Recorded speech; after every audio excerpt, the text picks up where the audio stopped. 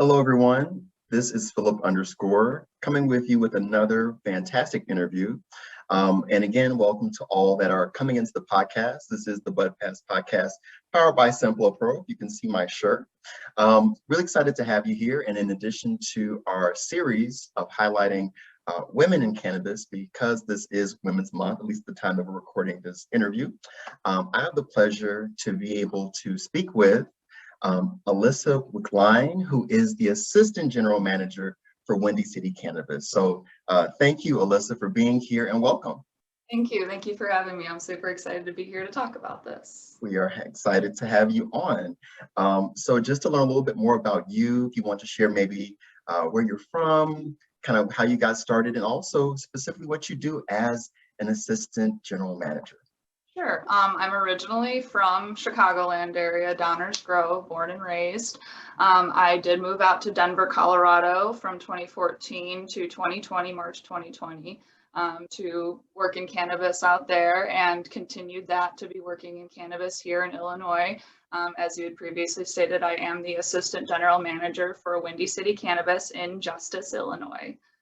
And that is my current title. Wonderful. That is fantastic. Welcome back to Chicago, being a year here for you. Sorry that it's still snow following you from Denver. It follows you everywhere, you know? Well, great. And maybe kind of in a nutshell, like what entails the position within an assistant general manager? Like what does that all kind of manage there? It's a lot for sure, especially during Corona. There's kind of been a branch off in responsibilities. You have your day-to-day managerial responsibilities, and then I have COVID-19 patrol responsibilities. So things that I never thought I would have to do, like constantly telling people to pull their mask up or maintain distancing, or, you know, don't stand around, let's wipe off surfaces, things like that. So that's definitely one big part of the responsibilities that never thought would be part of a day-to-day job outside of a healthcare situation. Other than that, though, my day-to-day does include a lot of back-of-house responsibilities. So we are a cash-only business. So with that, of course, there's going to be tons and tons of money management. So a big part of my job is just counting a lot of cash, maintaining that, as well as maintaining our 7 POSs. We have tons of inventory that we also have to count every day. The state of Illinois requires by law a daily inventory count. So that means we get to count every single item that we have in the store. I luckily have a wonderful staff who is super capable and assist in this process. So a lot of accounting, making sure that every single item that's sold out comes back and is sold correctly. We are held to very strict standards, as you can understand, being a new industry, being in cannabis. So we have to do everything that we can to make sure we're following compliance, following those rules, so we can stay open for another day of business. Absolutely. Well, it sounds like a huge responsibility. And thank you for you and people like you that do all of the intricate things that many consumers have no clue happens, just to keep things in order and keep doors open and keep things compliant. So it's good that you're sharing more about kind of what all that entails when it comes to, you know, managing an actual dispensary. And you mentioned a little bit earlier that you are from the Chicagoland area. You went out to the Denver area for a number of years. What's your personal connection or story with cannabis?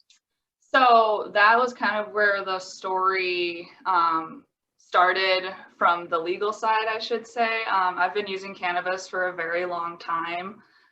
Personally, I began using cannabis before I realized I was using it for medicinal purposes. I think a lot of people might not realize that they are smoking cannabis or eating their cannabis or using their cannabis to alleviate some sort of symptom that the cannabis is actually treating, and myself was included.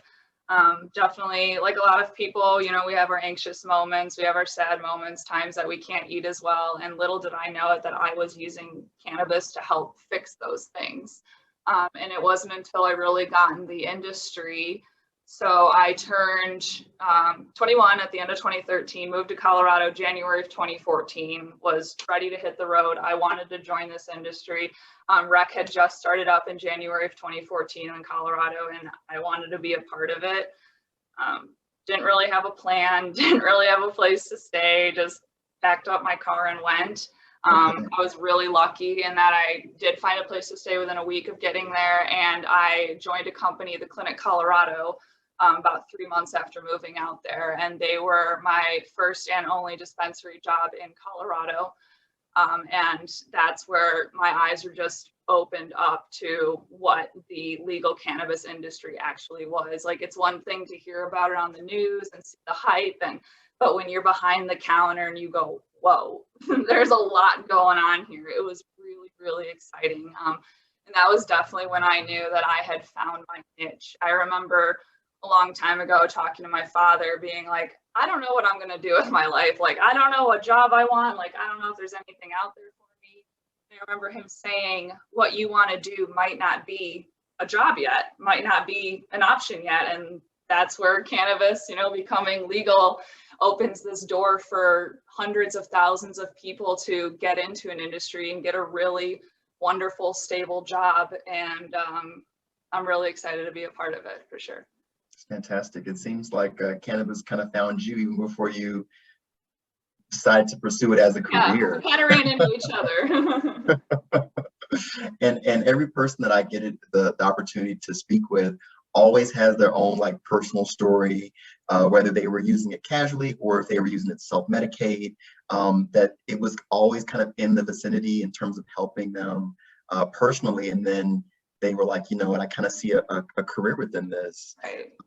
And even applauding you for really just pursuing your dreams. You're like, hey, and we've all been there where we're like, kind of like, where are we going? What's the next step for me? What do I want to do? And you just said, let me just pack up and get out here and jump into the industry. So kudos for just your tenacity and courage for doing that. Thanks. I mean, it's not without, like, I had some money saved and it wasn't just a whirlwind, let's go ahead and do this. There was some planning behind it, but of course there's always a risk with it. But it's something that I've always believed in. Like, I was criticized a lot by friends for like using cannabis when younger. Like, we all saw the ads on TV, the girl all sunk into the couch. Like, there was this loser mentality connected to it. And I'm just like, no, I want to think for myself in this. And I know what I feel and experience. And like, this is improving my life. It's not hindering it. And I also wanted to be in a place that believed the same thing. I did get in trouble for cannabis in Illinois before it was legal, and I didn't want to continue to pay taxes and be a part of a system that didn't agree with what I truly believed in. And so, living in Colorado and living in a place where I know I'm not going to be persecuted for making that decision on my own was like, it was the right thing for me to do. And that's where I was thrilled when Illinois decided to also, join the party and decide to legalize as well. I have my family here. And so to have the option to come back to a place where we have a mental understanding, agreeing, and I also have friends and family here. So it was a wonderful situation that all came together. That's wonderful. I mean, great to come back to your hometown. And the main thing that is your career is legal, and you can now, expand that and continue to grow in it. And to work to the level of assistant general manager is huge. Can you maybe share a little bit about the positions that you've had working up to this title, and also maybe how each kind of prepared you for what you're doing now? So I started out as not just a bud tender. I started out as a bud tender in Colorado in 2014. And so the majority of that is face-to-face patient interaction, constantly recommending products, learning about products as you're doing that. The fun part about stores out in Colorado, for those who have or have not visited, we have products displayed out. So people have the opportunity to smell things, to look at things, to see product a little bit more before they walk out the door with it. And so as a bud tender, I think that is a really huge part of the experience and getting to see these types. Like, it's one thing to read OG Kush on a jar, but to smell it, to see how the leaves are formed, to get every bit of that bud, you have a different connection with the plant. And so I just loved setting up these displays, like opening up these fresh eighths and putting them in the jar and looking and observing and just absorbing everything there was of this beautiful, beautiful medicine. So being behind the counter, actually interacting with products, I did get the opportunity at points to work over behind the scenes. So I have had opportunity to like pre-pack products. So you get, giant slabs of wax and you have to weigh out each individual little gram. But as a bud tender, I think it's very important to know what happens behind the scenes. Like, it's one thing for it to show up to your store all ready to go, but there's a lot of steps before it became that. Right. Being able to work in the grow, helping with trimming and stuff. So again, more hands-on interaction. So that really helped with me becoming a well-rounded bud tender, and that I could explain to customers the seed to sale process. As I continued with that, I eventually was promoted to a floating manager. Floating manager entailed going from location to location if there was, a manager out for the day. So I got the opportunity to work at multiple stores within our company, which was an awesome opportunity to talk to different staff members, to work in different layouts, to meet different clientele coming into that location. So another way to become more well-rounded. The next step up from that was the assistant manager role. So I was promoted to assistant manager of our flag store location in Denver, Colorado. Beautiful $1.2 million store. And so I was really, really proud. I was 23 when I was promoted, so I was super hyped about it. So that was a lot. And that's kind of when I realized, there's a lot of hats that are being worn. So my responsibilities of just interacting with patients and taking care of people evolved into taking care of staff. And so I learned how to manage lots of different people from lots of different backgrounds, because cannabis definitely attracts all sorts of individuals. It's not just one type of person who works in the industry anymore. It's a lot of people with a lot of different stories, which make it really, really cool, because there's always someone for a customer to relate to. There's always someone behind the counter who knows where you're coming from. Yeah. But with that, you also have to learn different management styles. You treat everyone the same by treating them different, kind of a thing. And so you just got to learn how to take care of people. And so there's a lot of emotional intelligence to it. And the only way of improving that is just to keep going and to keep learning and to keep working with people and having those conflicts and having those situations and just ultimately coming together and working it out, because we're all on the same team. We're all in Team Cannabis. We all believe in the message behind what we're doing. And that unites us more than anything. Oh, that's fantastic. You mentioned being aware and having mindfulness, like just some of those things that I feel sometimes we look for in a management style or at least within a culture. So that's fantastic that's your approach when it comes to leading your teams. What should people know before they pursue a career in cannabis? Any insight there? People should know that it is a constantly evolving industry. Do not get into it if you want something that's going to be the same in, 1 to 5 years down the road. Like, things change at the drop of a hat, which is what I like about it. It constantly keeps you on your toes. But rules and regulations will change overnight. For instance, during the beginning of coronavirus here, we obviously had recreational sales, and then all of a sudden, the state of Illinois deemed that rec was no longer necessary, and so they decided to just stop it altogether. So there were these 2 days where stores could suddenly not sell recreational, and then all of a sudden they decided to go back to it. So it's things like that. Very big rule changes can happen all of a sudden. So it's on you to remain, I've mentioned compliance before, to read all those rules. I printed out the laws for the Illinois cannabis rules, House Bill 1436. Before moving here, I read through the entire thing, took my notes. It's on you to know these rules, because if you have someone coming to you like, what am I allowed to sell this person? What am I allowed to buy? You don't want to tell someone the wrong information. I don't want to get someone in trouble by recommending the wrong thing. So it's on you for knowing that information, and just be ready for, those really quick, sudden changes. And that's, it's all new. It's all just getting started. Like, this is still very much a baby industry, but with that baby, you have a lot of responsibility to help it grow to become a healthy adult. And so it's a cool opportunity, but a scary opportunity. And that's what makes it really thrilling to get into. Yeah.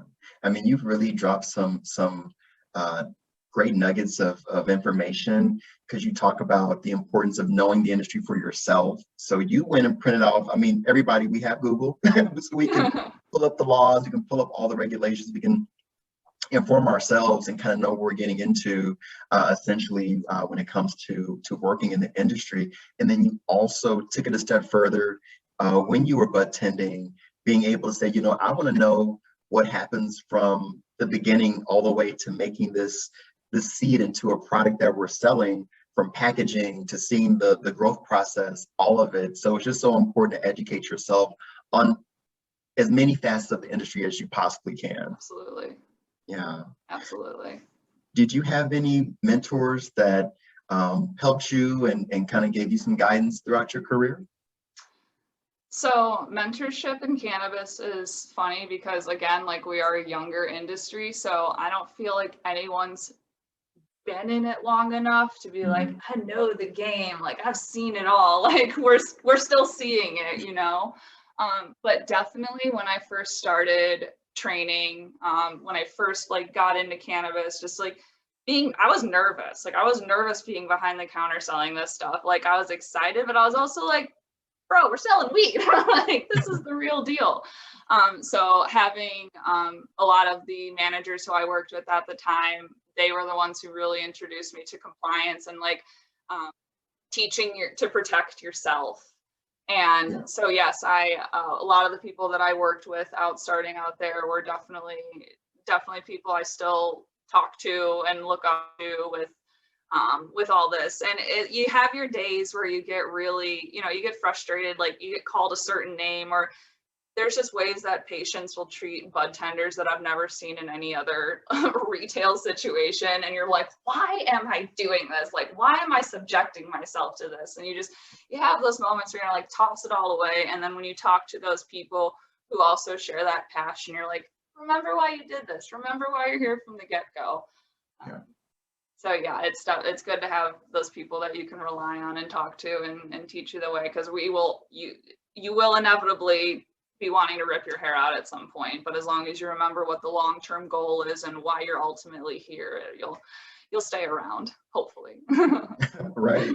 And you mentioned, because the industry is very, very new, but you talk about having a support system within your current location, amongst your team, and just being able to kind of at least have someone to vent that frustration to. But overall, looking at the bigger picture of, you're here to help people, you're here to really, continue to support this industry and grow with it. And as you mentioned, I loved your analogy of this baby industry to making it a full-fledged adult. So I think that's fantastic. Is there any thoughts around, because we want to make sure that we're honoring our women for Women's Month as well within March. Any thoughts about do you feel like there's more opportunities for women to enter and grow within the industry, and any advice for those looking to get in? Absolutely. So that's one of the biggest things to note about cannabis is there's a lot more women, female CEOs and managers in cannabis than in most other industries. So right off the bat, you have proof there that this is, a step forward in progression, and not just being a medicine, but introducing other people to have these leadership roles. So yes, as a female manager, I definitely feel that's super important to encourage other women to get involved. My whole management team is women. Our general manager is a female, as well as our other assistant manager. We have 2 lead females. And so I'm just super proud to encourage women to like take that role. You see that option to like take a step forward. It is not a boys club, and let's not allow it to become just a boys club. Like that's unfortunately a lot of what it is, like in finance, in military, and other areas. You're inevitably going to face, you know, this headbutt with this masculine idea. And so I think the cannabis industry is kind of breaking those barriers, and women are proving time and time again we can not only get in this but be really, really successful in it. And I think females in cannabis leadership roles is important because of how complicated and diverse cannabis is. There's a lot of different needs, a lot of different facets to it. And I think that being able to emotionally understand your patients, your clientele, your whoever you're working with, that's where women can really, you know, succeed and really do amazing things. So I'm super proud to be a female manager. I love training other women. I shouldn't say girls. I love training other women to also step into these roles. And yeah, it's just going to keep growing and growing, and, you know, eventually become an equal playing ground that can set the example for other industries to also become, you know, a more equal area for people. Yes, that was so wonderfully put. Thank you for sharing that. And also kudos to you and to your management team and to all the other women cannabis professionals out there that are, through your work, through your engagement, through your consistency and also drive, continue to ensure that it doesn't become a good old boys club, and that there aren't glass ceilings, and more people can get into the industry and be able to reap the benefits of working in a wonderful field. Absolutely. Yeah. And throughout this entire interview, you've shared so much passion for what you do. So I don't know if this will be a hard question, but what do you love the most about what you do as an assistant general manager? What I love most, or even about the industry, we can broaden it up. I mean, to be vague, like, well, I just love working in this industry and what I do, because it is not a normal 9 to 5. Like, I can't imagine I don't know what else I would do if I didn't work in cannabis. There's nothing else that just like gets me going, and just like, it's so cool and groundbreaking, and like, why would you want to work in anything that's just not breaking barriers and like changing what can happen tomorrow? Like, that is just so incredibly exciting. Like I said, it's always changing. Like, my favorite part is that it's so new and fresh, and the possibility of what can happen next is still there. On an intimate level, like the patient interactions, just like, I've had hundreds and hundreds of conversations with people who just share their whole life story with you. You're like, why are you telling me all this? But they're telling you it because they trust you, and they're there because God knows what happened in their day, and they just want a damn joint to feel better. And like, they're going to talk to you for 45 minutes about whatever it is, but like, they leave feeling better. And to like, you know, see these old men like with tears well up in their eyes and be like, thank you, like, I'll be able to sleep tonight. Like, oh, I live for that. Like, I love making people feel better. Like, I will not be a nurse. I will not get in healthcare. I can't handle the blood and guts. But if this is my way of being able to like help you, and, you know, and it's not just healthcare, it's mental, it's everything. So it's the best job ever. Oh my goodness. I feel that just from that answer. Thank you again. I do want to provide you with kind of like final thoughts. If there's anything else that maybe you want to share that we didn't get a chance to address, and any shameless plug. So if there's any news, events, social media, anything that you want to share, let us know, and we can certainly give you space to share that now. For sure. Well, just the last thing I'll end with is take the time to be educated. There is a ton of information out there about cannabis in the industry because it's buzzy, it's hypey, it's it's clickbait. It's a good way to get someone to listen to a story. But before you get into products, before you listen to what an article says, like read, learn your knowledge, learn what THCA, THCV, CBD, CBN, learn everything that there is to know. Like take the time to understand what you're doing. Talk to your bud tenders. They're always happy to provide you with questions and answers and everything in between. Like that's their job. Don't be nervous going into a dispensary. I hear time and time again about how nervous people are. Come on in. Like we're here to guide you from the moment you walk in the door to the moment you leave with your product. Anyone around you who's talked about going and is nervous, don't be. I highly encourage people to step out of their comfort zone and to come to a dispensary to see if there is something out there for them, whether you're sleeping issues, eating issues, feeling a little nervous, you want to maybe not wind down at the end of the day with a glass of wine, but maybe a joint instead. There's an option out there for everybody with cannabis. If you don't have to always get high to enjoy the benefits of this plant. So that's definitely what I just want to leave people with, is just be willing to try something new, to explore. You can find me at Windy City Cannabis in Justice, Illinois. Like I said, I'm the assistant general manager. Come on in, come say hi to me. I have the best staff in the world who will help you out with anything that you need, and you can trust them totally. So yeah, that's about it. That was a perfect summary. You put everything into it. So that was great. Yes, thank you again, Alissa, for your time. This is a fantastic interview. Thank you for sharing your story and sharing everything about what you've gone through and how you've grown as a professional. I know your story is definitely going to benefit a lot of people out there. And anyone that's within the Justice, Illinois area, check out Alissa and her wonderful staff at Windy City Cannabis. They're fantastic people. And as you can tell from this interview, very passionate about helping and giving you a great experience. So we tip our hats off to you and women like you in the industry.